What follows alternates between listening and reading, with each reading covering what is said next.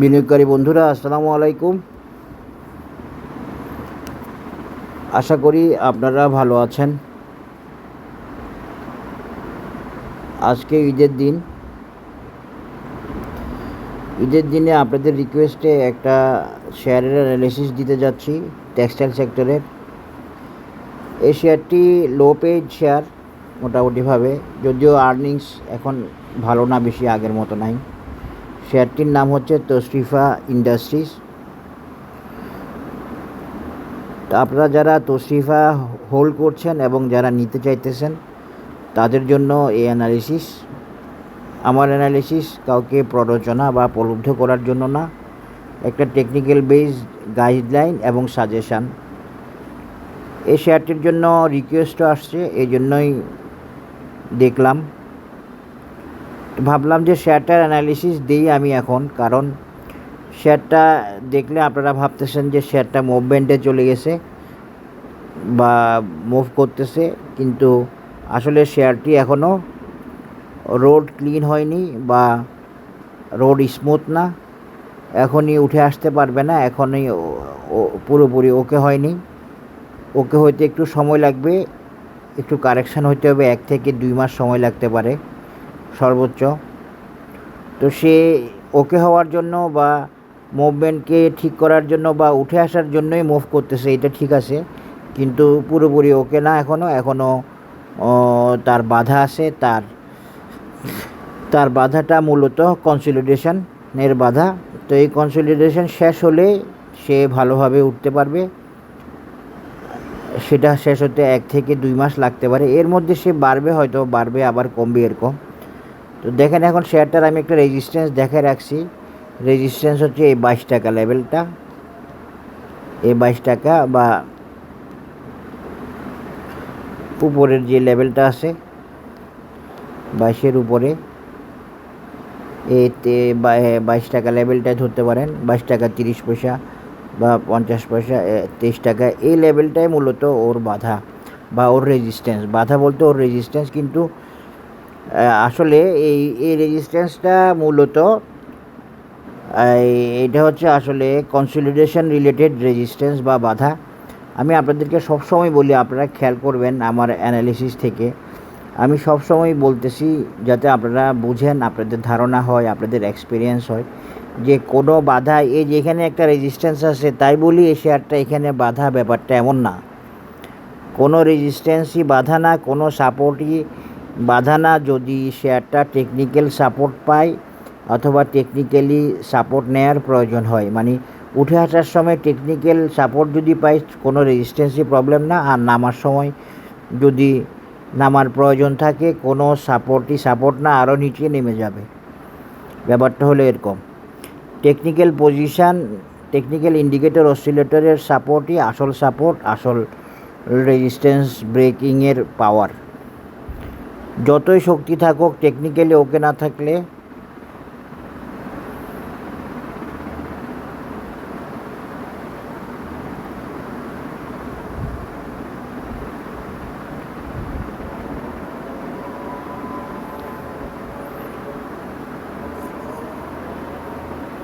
যতই প্রবলেম থাকুক, technical support থাকলে কোনো সমস্যা না এগুলো আসলে। তো আমি এখানে একটা রেজিস্ট্যান্স দেখাইছি, এই তশরিফা এই রেজিস্ট্যান্সটা পার হয়ে গেলে এন্ট্রি দেওয়াটাই সবচেয়ে ভালো হবে। পার হয়ে পজিশান নিলে আশা করি আপনারা বুঝতে পারছেন, 22 টাকা লেভেল বা 22 টাকা 50 পয়সা পার হয়ে সে যদি এখানে সাপোর্ট পায়, তাহলে তশরিফা উঠে আসাটা নিশ্চিত হওয়া যাবে বা আশাবাদী হওয়া যাবে,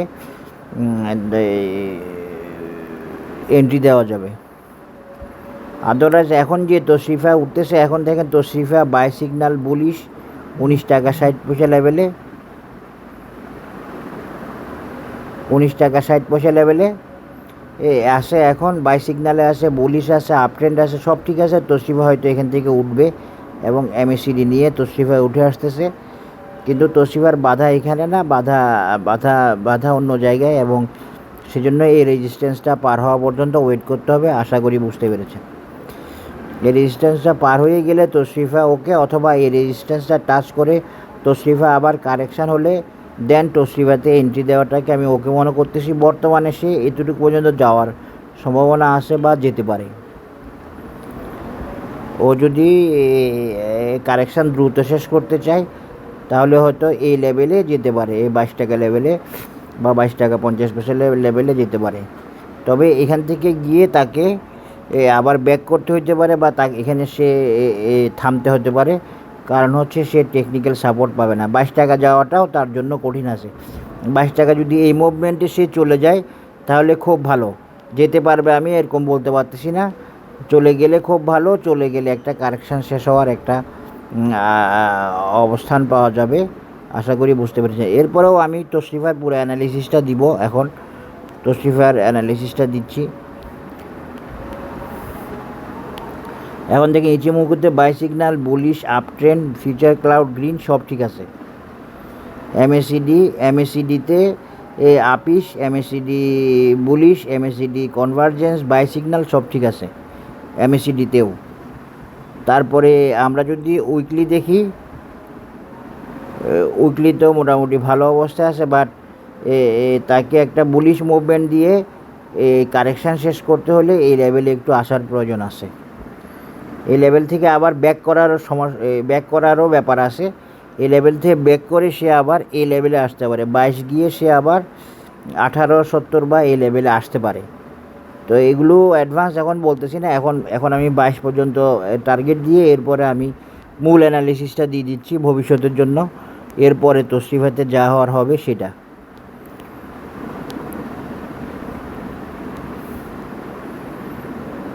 টিটিমুকুকে উঠাই দিচ্ছি, এমএসিডিকেও উঠাই দিচ্ছি। এরপর আমি একটা তোশরিফার একটা প্রয়োজনীয় একটা অ্যানালিসিস দিব, যেটা থেকে আপনারা ভবিষ্যতে তোশরিফার একটা টেকনিক্যাল অ্যানালাইসিস পাবেন, ভবিষ্যতের একটা পজিশন পাবেন। এই জন্য আমি উইকলি চার্টে চলে যাচ্ছি, উইকলি থেকে একটু প্রিসাইজলি দেওয়ার চেষ্টা করব। আগেও তো আমি তোশরিফার অ্যানালিসিস দিছিলাম, কিন্তু আপনারা তোশরিফ অ্যানালিসিসটা দেখেন নাই মনে হয়। যাই হোক, আবার দিচ্ছি, এটা রিভিউ বলতে পারেন। এই তোশরিফার এখানে একটা আমরা দেখাইতে পারি একটা রাউন্ডিং টপ প্যাটার্ন, এবং আমরা দেখতে পাচ্ছি রাউন্ডিং টপ প্যাটার্নের রেজিস্ট্যান্স তোশরিফা ব্রেক করছে। আমি মূলত এই জন্যে অ্যানালিসিসটা দিচ্ছি। তোশরিফা রাউন্ডিং টপ প্যাটার্নের রেজিস্ট্যান্সটা ব্রেক করছে। এই যে দেখেন, এখানে ব্রেক করে সে উঠে আসার চেষ্টায় আছে। এই রাউন্ডিং টপ প্যাটার্ন ব্রেক করে সে উঠে আসার চেষ্টা আছে। এখন যদি তোশরিফার একটা আমরা মেজারমেন্ট দিই ফিবোনাসি দিয়ে, তোশরিফার টার্গেট কী হতে পারে বা কোথায় কোথায়, সেক্ষেত্রে ওই যে 22 টাকা বলছি, ওইটা 22 টাকা বা 23 টাকা, এই রেজিস্ট্যান্সটা একটা রেজিস্ট্যান্স। এরপরে হচ্ছে 28 টাকা এবং এরপরে হলো 37 টাকা। তো মূলত তোশরিফার এখন টার্গেট হচ্ছে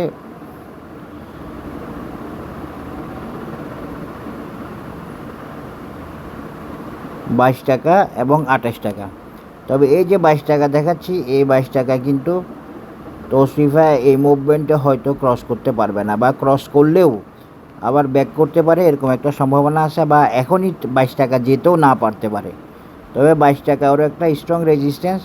সেই রেজিস্ট্যান্স তোশরিফা যদি টাইম নিয়ে ক্রস করে তাহলে ভালো, আর যদি এখন সে হিট করে 22 টাকা লেভেলে গিয়ে, তাহলে সেটা হয়তো বা সাস্টেন করবে না, সেটা দ্বারা তার রেজিস্ট্যান্স ব্রেক করা সম্ভব হবে না। রেজিস্ট্যান্সটা এখনও কনসলিডেশনের প্রয়োজন আছে, টাইমের প্রয়োজন আছে বলে মনে করতেছি।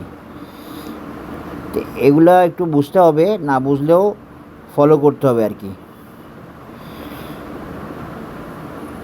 এখন দেখেন তোশরিফার একটা অ্যানালিসিসে আমরা পাচ্ছি তোশরিফার টার্গেট 22 টাকা, যেখানে রাউন্ডিং টপ দিয়ে দেখাচ্ছে, আরেকটা 28 টাকা, আরেকটা হচ্ছে 37 টাকা।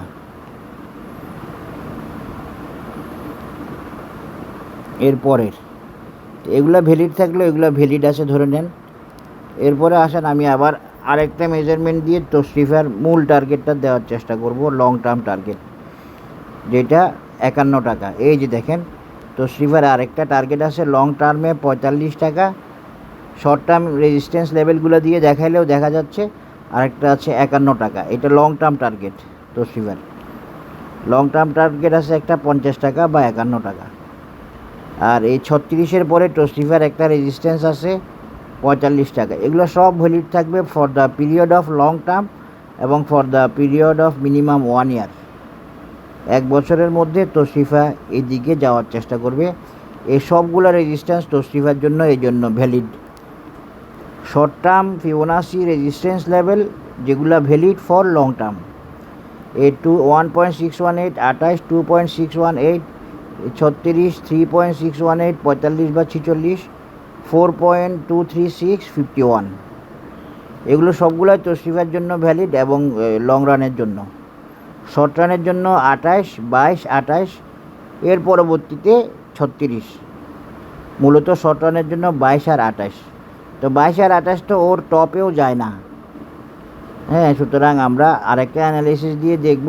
এই লং রান অ্যানালিসিস যেটা এখন দেখাইছি, শর্ট টার্ম রেজিস্ট্যান্স দিয়ে লং টার্ম অ্যানালিসিস বা লং টার্ম রেজিস্ট্যান্স লেভেল, সেটা ভ্যালিড আছে, ভ্যালিড থাকবে।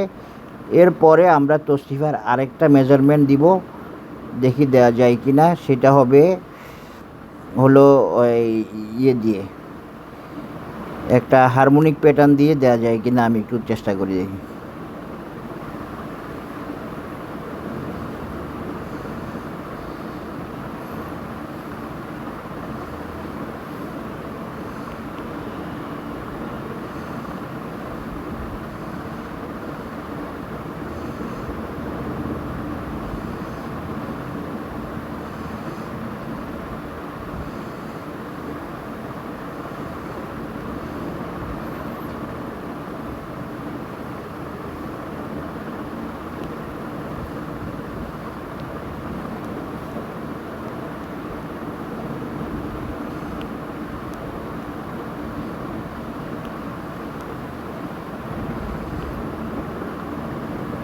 খুব মাপা একটা মেজারমেন্ট দিচ্ছি যাতে প্যাটার্নটা ওকে হয় কিনা দেখতেছি।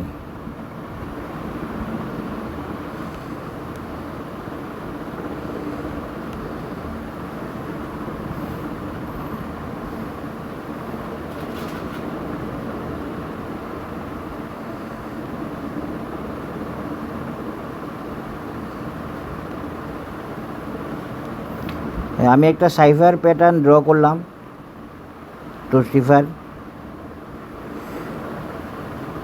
এই সাইফার প্যাটার্ন দিয়ে দেখলে তোশিফার টার্গেট বা রেজিস্ট্যান্স কত হয় আমরা পেয়ে যাব। হারমোনিক প্যাটার্ন, বুলিশ সাইফার বলতেছি, গার্টলি প্যাটার্ন, যেটা একটা খুব পারফেক্ট একটা প্যাটার্ন, যেটা দিয়ে যেটা সাফল্য রেট অনেক ভালো। সেই হিসাবে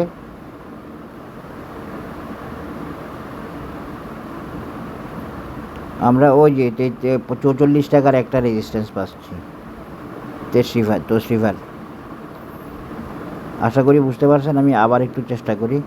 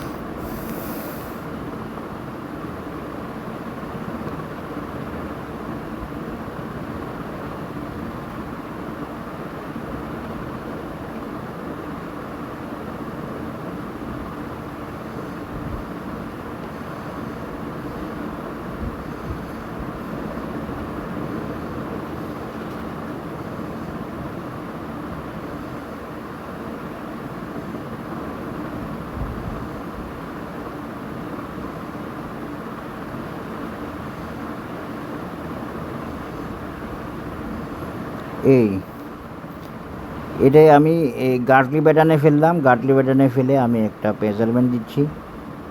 দু একটা এই 42 টাকা বা 43 টাকা তোশিফার টার্গেট লেভেল। এটা কিন্তু ওই প্যাটার্ন দিয়ে না, ওটা দিয়ে না।